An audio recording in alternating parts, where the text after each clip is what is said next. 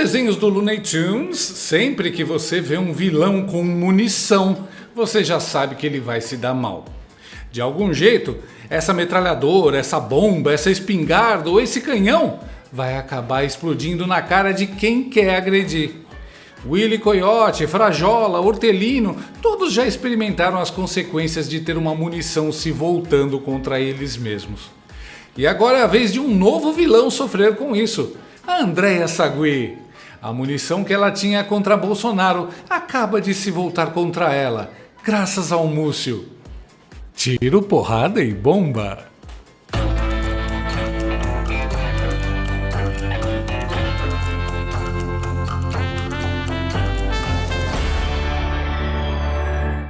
Está aumentando a pressão pela anistia dos manifestantes de 8 de janeiro presos pelo Soviético Tribunal Federal.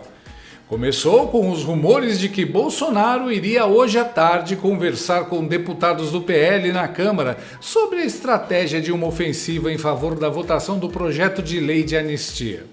Uma informação de última hora aqui na Aberta, Tatá, que é uma informação da Juliana Lopes, que não apareceu. Tatá é uma coisa, é de bastidor, tá? Isso eu chamo de Tatá, mas enfim.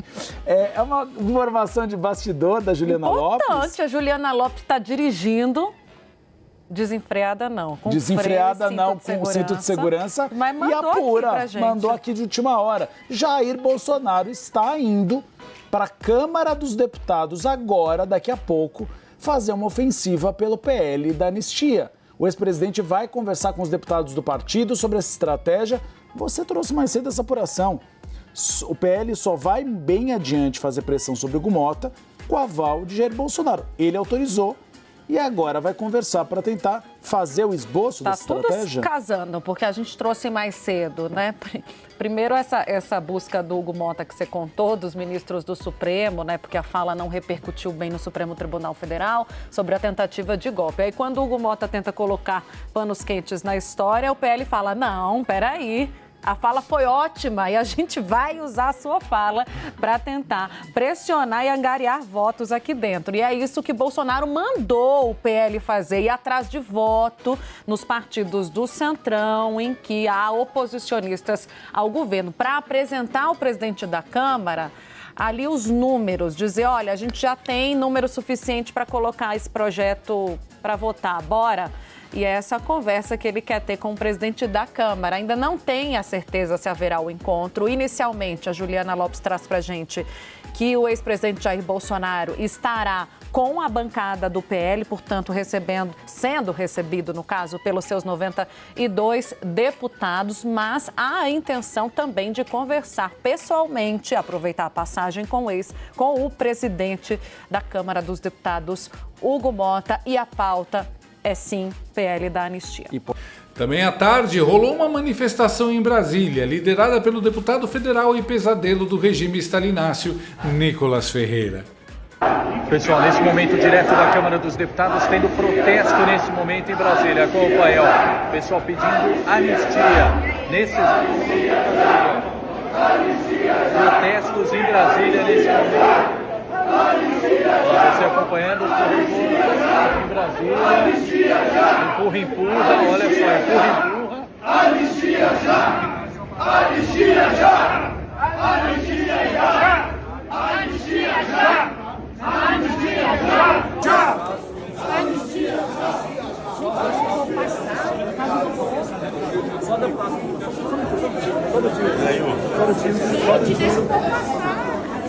Só os parlamentares, por exemplo.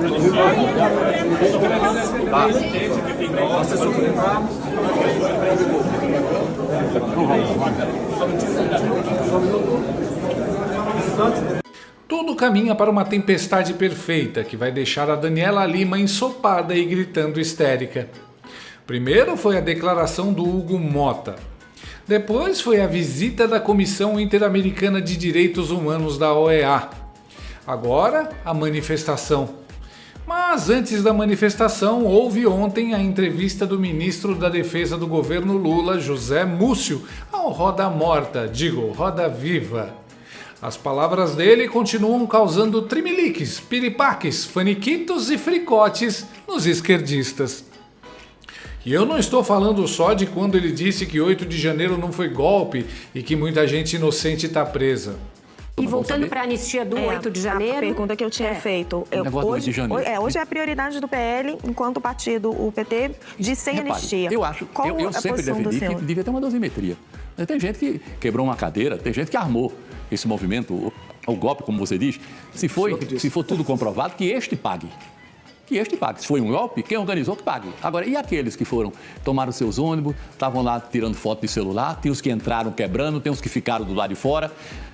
Tem todo tipo. Você não pode condenar uma pessoa, dar a mesma pena quem armou, quem financiou, a uma pessoa que foi lá encher o movimento. A Vera Magalhães e suas tracajaras amestradas quase pariram um rato ao ouvir isso. Eu tô falando de uma outra declaração dele, que já está fazendo a temperatura subir em Brasília.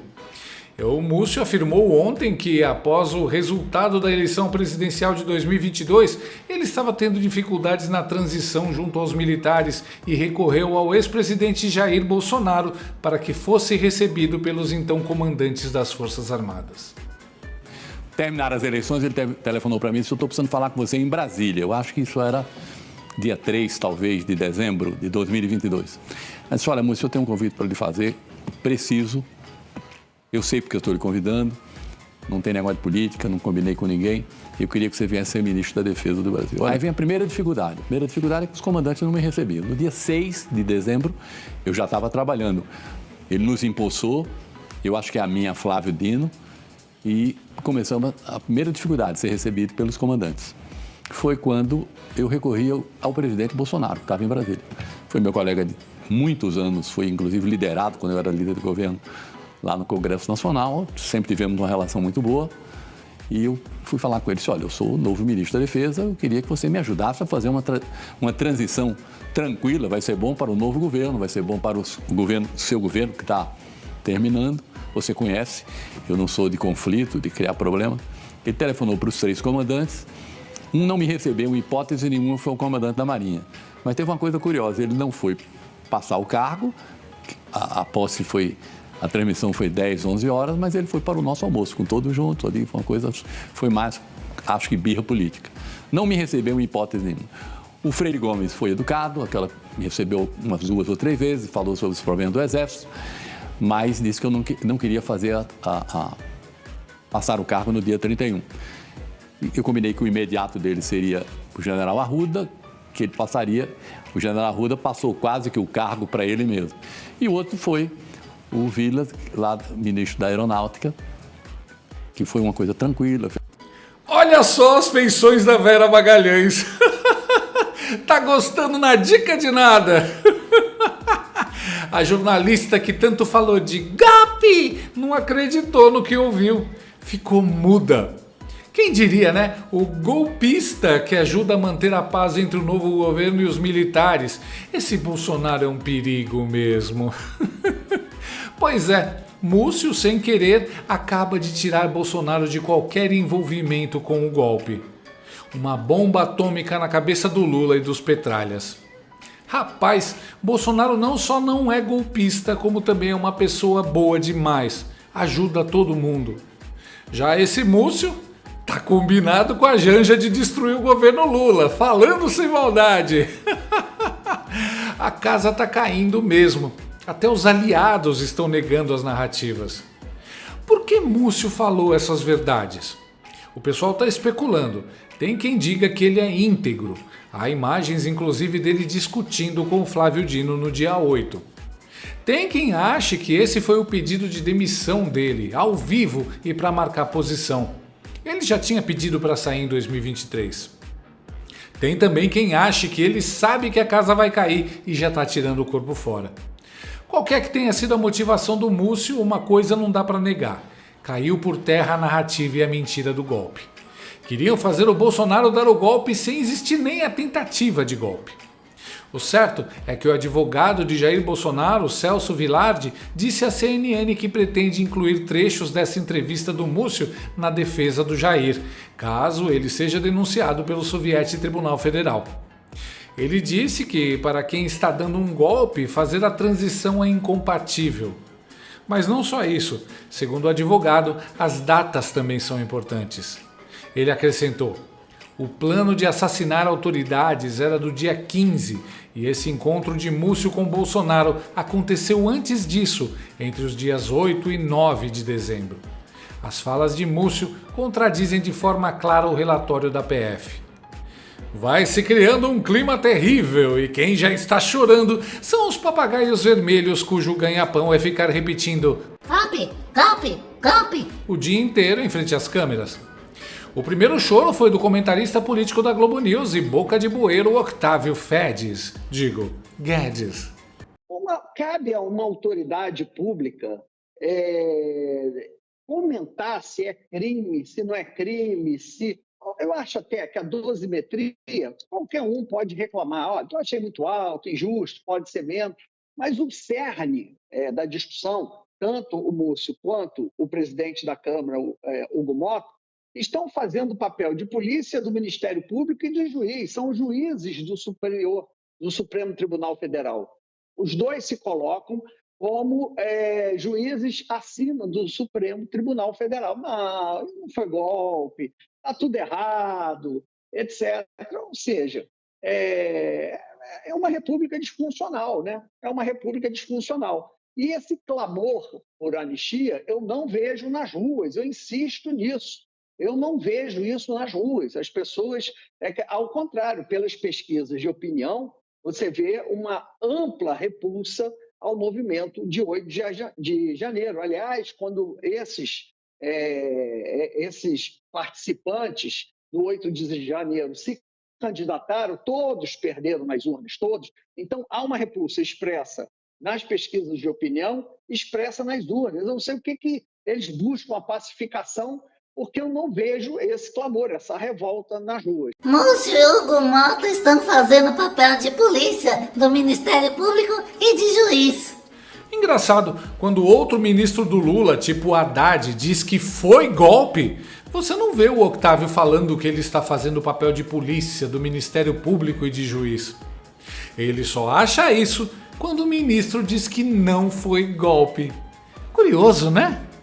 Além do mais, seguindo a lógica do Octávio Guedes, eu gostaria que ele nos iluminasse e contasse se cabe à autoridade judiciária comentar sobre política. Ministro da Defesa é uma autoridade pública, assim como o presidente da Câmara também é, e devem tecer comentários sobre o assunto sim. Uma autoridade pública, assim como qualquer cidadão, pode comentar o que acha sobre qualquer assunto e arcar com as consequências. Cercear isso é censura e é de se admirar uma pessoa que se diz jornalista estar defendendo censurar o pensamento das pessoas. A verdade é que a Globo News está com muito medo da anistia. Tá muito na cara. Inclusive na cara da jornalista e assistente de palco do Lula, Andréa Sadi. Um projeto que possa reverter o prazo, o tempo da inelegibilidade ali de políticos de 8 para 2 anos, tudo isso na esfera política. E na esfera jurídica, queria trazer para vocês como isso repercutiu entre advogados do ex-presidente Bolsonaro. Tem um trecho da entrevista do ministro Múcio que ele conta ali, quando ele é convidado pelo presidente Lula para assumir o Ministério da Defesa. E aí ele disse que ele recorreu ao ex-presidente Bolsonaro para fazer uma transição tranquila, conversando com os 3 comandantes das Forças Armadas. Aí o Múcio detalha quem o recebeu, quem não recebeu, tal. Mas ele faz essa referência ao ex-presidente Bolsonaro. O que o advogado do ex-presidente Bolsonaro, o doutor Celso Vilardi, me disse? Que, aspas, sem dúvida, ele vai usar esse trecho para defender seu cliente no inquérito do golpe. Ele diz assim, é obviamente incompatível a intenção de dar um golpe e determinar a transmissão do comando militar. A argumentação da defesa aqui. Então, para mostrar o que eu estava falando agora há pouco, como muitas vezes um integrante do governo Lula ou alguém da base acaba dando munição para a oposição. A gente vê isso muito. Não estou falando de forma específica, Thomas, do caso do governo Lula. A gente já viu isso várias vezes também no governo Bolsonaro. Muita gente do governo Bolsonaro dava munição para a oposição. Mas aqui é no campo jurídico. Então, só para mostrar que isso também vai ser usado como parte da defesa. Obviamente, isso não é o centro da defesa, mas é uma produção de trecho que pode ser usado na defesa do ex-presidente Bolsonaro. Nossa, que clima de tristeza, desamparo e desânimo. Eu amo isso! Pronto, agora a imprensa achou ruim o ministro falar a verdade. Querem condenar um inocente. E a bússola moral da Sadi? Falar a verdade agora é dar munição para a defesa. Incrível!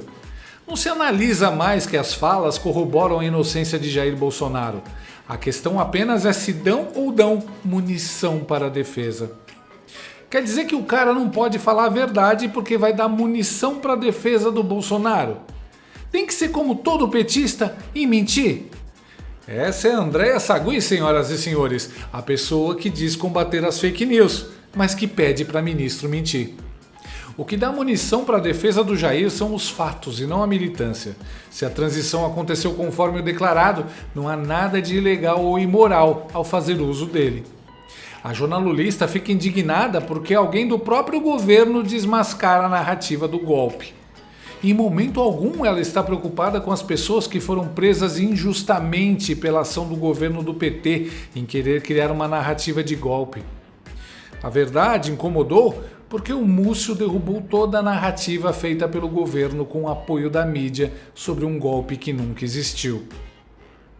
Só imagina o ódio que a jumentada deve estar sentindo do Múcio. Em uma só entrevista, o ministro do Lula desmentiu a PF de Alexandre de Moraes, disse que Bolsonaro mediou transição com militares, nega a tentativa de golpe no dia 8 e ainda defende anistia aos presos. A Andréa e seus colegas estão desesperados porque as falas do Múcio estão destruindo todo o trabalho que eles fizeram nos últimos 2 anos. Pois é, Andréa, você achava que estava armada até os dentes para mandar Bolsonaro para a cadeia. Mas deu ruim e agora a munição que vocês tinham contra Bolsonaro explodiu na sua cara. As narrativas vão desmoronando, mas as consequências não. Oi, meu nome é Raíta. Oi, Raíta. E eu sou viciada em falar faz o L quando alguém me conta algo que deu errado. Meu nome é Rafael. Oi, Rafael. Eu sou viciado em café, mas o café tá caro. Faz o L. Gostou desse vídeo? Então inscreva-se no canal, comente, curta e compartilhe com seus amigos. Não gostou? Compartilhe com seus inimigos.